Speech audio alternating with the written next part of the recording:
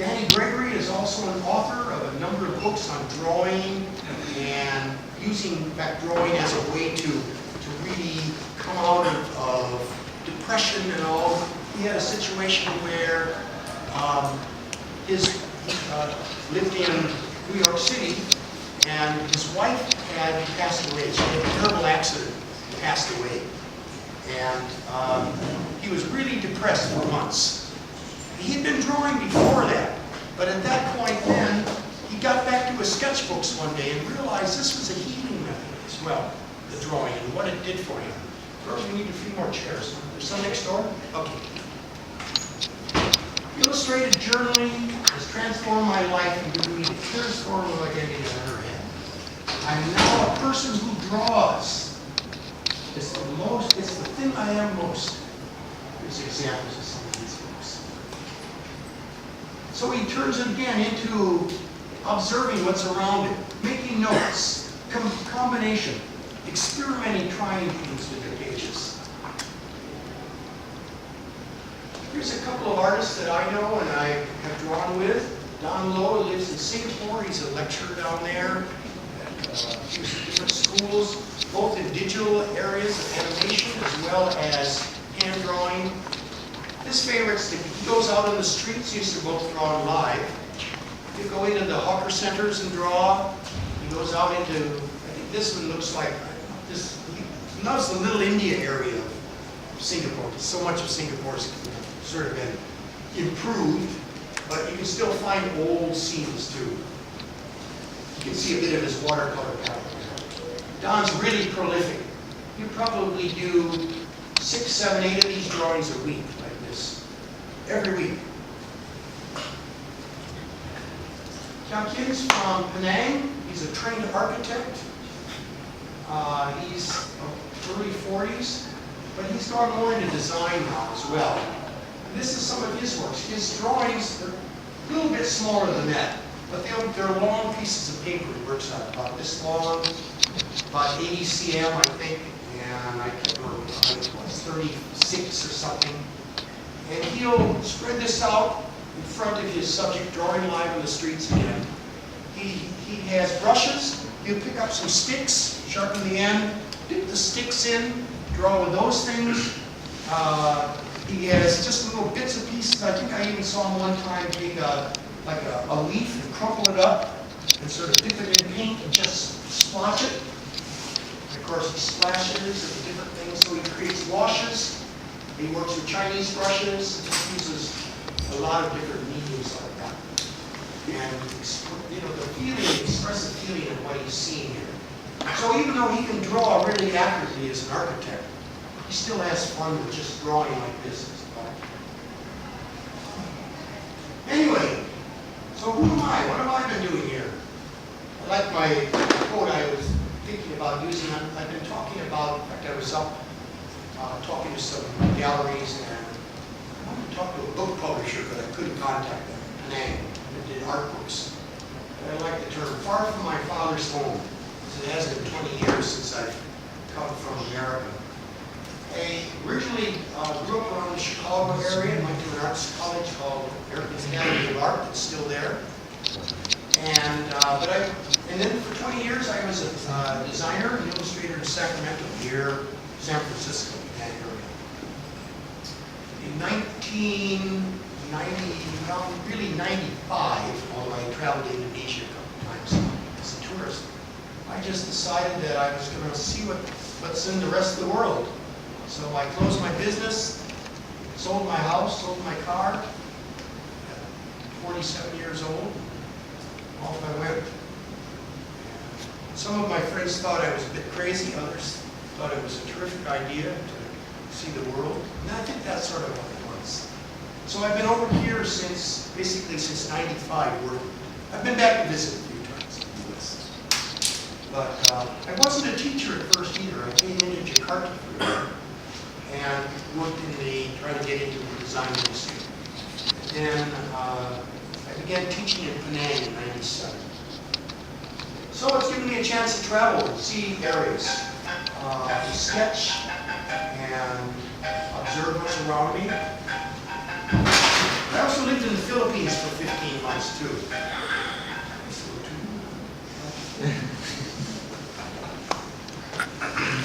I've been with the Raffles, as they call it, the Singapore Raffles Design Institute, Raffles Education. And that's, now I'm in Johor Bahru for about the last 2+ years. Anyone from Johor there? You can see some Johor drawings. And so Raffles has a school there that they opened a few years ago. But I was an illustrator for almost 20 years in the U.S. Actually, over 20. I worked a lot in colored pencil, working in colored papers. I like different mediums, but working as a commercial illustrator. And always my work has been fairly representational, very realistic. But at this point as well, I worked a lot from photographs, most of the time from photos. And it's interesting that, as I would say, I was reference dependent, meaning I really depended a lot on photos to work at that time as an illustrator to get my ideas. Once in a while I'd even take photos of somebody that I needed to. But that was my main thing, was using my research. Nowadays, for about the last 15 years anyway, it's almost the opposite. I rarely draw from a photo. I do sometimes. But I feel sort of confined. I like the idea of sitting in front of whatever I'm drawing and drawing it. There's something about it, you can see more about it. I suppose you could say, we could take a photo of all this stuff in the corner, all the art supplies, and you say, okay, do a drawing of this. Okay, you do an okay drawing. But some point or other, you get to something, you're looking at your picture, what's the detail? It's too dark, I can't see what's underneath here. When we're drawing it live, there it is right in front of us. So, you know, you could walk right up and have a look and get the sense of what it is and understand more about it. I used to take, when I was in Singapore teaching, I take students into the Esplanade theaters. When you've been in Singapore, you've been in those theaters. Big curved roofs. Of course, the outside looks like the Durians. That's those ones. But inside's really, really interesting. If you're in architecture especially, you should see that, the way it's constructed with the columns and the beams and the light coming through. And I remember a couple of times, I'd take drawing classes in, and a couple of times, I'm walking around looking, and here's a student, he or she doing their drawing, they're looking at their phone. They got the picture. They're drawing from this picture. I said, go, what are you doing? I'm drawing the roof. I said, there it is, right in front of you. They really needed to draw from that picture, and yet the real roof is right in front of them that way. So it takes, like anything else, you sort of have to experiment, break through it a little bit. These were advertising pages done for illustration directories. This is how I advertised my illustration business, 1990-91. Again, mostly colored pencil, a lot of figurative work, but that wasn't just exclusively figurative work. The feeling of, I like the colors. I like working with colors at that stage and the compositions. A little bit of pastel as well, mostly with colored pencil. Here's some more work in the 80s and 90s. Pre-computer. This one here would have been created by making overlays. Now we can do it in Photoshop or Illustrator and knock that out pretty quickly. But I had to figure my drawing, literally photocopy sections, cut them, figure out what I'm going to do, how I would make them as different overlays, which would then go to the printer as different layers. If any of you had, well, you won't have that, I don't think. If you go up into BA classes, you get classes on production class. You maybe hear a little bit about that. That was only 20 years ago, or even less than that. The printers were still working on overlays of sheets to burn the film to make their plates for printing. Singapore Zoo, Sacramento Zoo. This is a scratch board, which was a technique that I still do a little bit of work in, but they're hard to find. We were saying earlier, I don't know that any of the shops, even the KL area, sell it. They're black, they're inked boards. They look like a mounting board. actually with ink on the top of sort of a clay surface board. And you take a blade of some type and you scratch. So you create it by scratching the white. So you make it lighter from the dark board. Where of course this way we're always drawing the dark areas in. Scratch board is the opposite. So meaning you have to think about your light areas. It's a little bit of a reverse thinking, but once you sort of get flowing on it, it's actually it's a nice medium. You can add a little bit of color to it. Again, I've seen people slight watercolor. But what I usually would do is I would finish my work, make a high quality photocopy, and then put some color on the photocopy. Because otherwise the ink sometimes can blend and blur as well. I wonder if it's around. I don't know if Art Frame has it or not. Singapore's Art Frame doesn't have it anymore. What sort of changed my life again was in 1980 I had traveled to Papua New Guinea. I had friends that were working at an international school. And what was going to be a 3-week holiday turned into almost 5 months in New Guinea. I actually worked for a design group for a while, a little advertising agency. And it really got whet my appetite for seeing more of the world. This is my first trip out of the U.S. Yes, that's me on the back there. A little bit more hair. This was in a village in somewhere in the central province of New Guinea. This little critter I'm holding here, they call it a couscous. It's actually sort of like a possum. It's not a musang, but it's sort of a little night animal. It's berries and stuff. Fairly docile, that's why you can hold it as a pet. And I remember seeing some people in the village had hats made of the couscous fur too, so it served a couple of different purposes. These are drawn in pencil. All pencil drawing, probably slightly over A3 in size in the original size. And I worked from photographs, although I did some live sketches at the time. But again, it had been mostly photo pieces that I worked on. The people of Papua New Guinea. So by '94, I went back to the U.S. for 14 years working in design. Actually, that's when I really built up my studio. But I've always had a feeling of wanting to see more of the world. And, I had friends from Indonesia who first came over to Makassar, and then to Bali and Yogyakarta, Java. And so by '95, that's when I decided to close my business and come over to this part of the world. So for the first year I did freelance work in Jakarta, but I got out and drew as well. And this is when I probably started to really sketch with the idea of recording what I was doing, my journey, if you want to call it that. This was a volcano somewhere in central Java, near a city called Temanggung, I think. Anyone from Indonesia here? Java? She's being shy. But, and it started to get to the point when I realized that what part of drawing too is that drawing live is that you remember so many things about it. You might remember something about the weather, you might remember something about people you meet. But I remember this one was sitting out on this road about 7 in the morning, drawing this volcano before the clouds went over it. And farmers would go by. And somebody would walk by with their rice that they some harvested. And I remember a farmer walking by with ducks, with a stick. You know, and the ducks are going along the front, huh?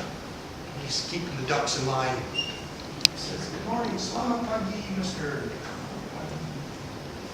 And I remember thinking, ooh, a long ways from America here. This really was. Culture shock. I suppose it is for any of us when we change from cities to countries and how to adapt. And I felt that. I still feel it in Johor Bahru some days too. Borobudur Temple. Anyone been to Borobudur in Central Java? No one's seen that, huh? It's spectacular. Go down there. These are the city of Yogyakarta, which is not Jakarta, but Yogyakarta, in the central part. She was a young lady from Indonesia. Where are you from? From Sumatra, though, or from Java? Where's your hometown? Jakarta. From where, sorry? Jakarta. Oh, from Jakarta, okay. You know some of these things. Were you ever at Borobudur in Georgia? Oh, okay. I remember getting up on the top and drawing this. The sun started coming out. For some reason, I guess I had a hat. But luckily, I found a sort of a half-broken umbrella stuck down there somewhere in a little gutter. I sat there and drew this sketch with Mount Meraki in the background. The one on the right is actually at the Parmenan temples. And a rainstorm hit, and I was outside drawing, and I ran inside part of one of the entrances and saw this view of the rain coming down, looking out, and the stone steps there leading into it. Faces, I still do figures, not so much anymore. But these I would have started quick sketching live, but I didn't have them sit for me per se. So what I do is probably get about 50% of it done anyway, and then I can take it back to my hotel room and work on it some more in a coffee shop or something. This man's carrying herbs of some sort on his head. He was in a big marketplace in Georgia. Really like those things. So again, I got the sense, and that's where I worked with shapes. I remember thinking, I got to draw this part. Get the parts that move first. Sometimes I'll take the students into a mall or somewhere or in a coffee shop, and I'll say, okay, the walls are going to stay the same. The figures are going to move. So quickly get your sense of what your building is, or your, let's call it your background. But then the parts that are going to move, draw those first, because those are going to change. My friend Don that draws in the Singapore coffee shops will do that. Of course, people eat fast, boom, they're up from the table, and they're away. So what he does is he gets the sense of quickly the composition. He'll start to put the people in. If they move, oh well, that's right. So I'll go over to another table, and you put that person into this picture. So who says it has to be the exact same people? So he makes use of the activity, but how he can create his composition. So that's a good thing to know if you do any live drawing. But don't worry, you don't have to. The figure that leaves after 5 seconds, just find something else and adapt it. Someone else, I should say. Drawing in a batik studio in Jogja. With the Becak, they do these wonderful paintings on the sort of the fenders of the Becak, different scenes. This guy here, he was doing a batik, and so I sat and sketched him. And then I realized later there was another guy behind me that worked in the studio that was drawing me, drawing him. So we were all in the drawing. I went to Penang in '97, lived there for about 3.5 years, taught at a school up there. Can I ask if anyone's from Penang? Oh, that's right. So I was just up there this past weekend, and I walked along the Esplanade here. I had a look, and I was with some cousins from America who had never been to Penang before, so I was sort of a tour guide. He had a good time. It's so hot. Whew. But we sort of walked along the seawall, and I was going to draw this because this view here in '99 looked like this. Now there's just towers all along this whole stretch. You can hardly see. I don't think you can see the small hills anymore. Condos, apartments, malls, all along here now. The park in the front is still there, right behind Dewan Sri, and then you're in the Padang. But, of course, I like the clouds. There's another thing that moves. So what do? Well, again, you just got to be a little bit spontaneous. You get some shapes, and then you just let it happen. So I'm over here drawing. That's changed. No worries, whatever's the next one. I just keep almost a continuous line drawing just to catch what's happening in the clouds and get the sense of the light and the dark. So of course you can't draw them exactly how they are. But you get enough of them to get the feel of what I want with the story.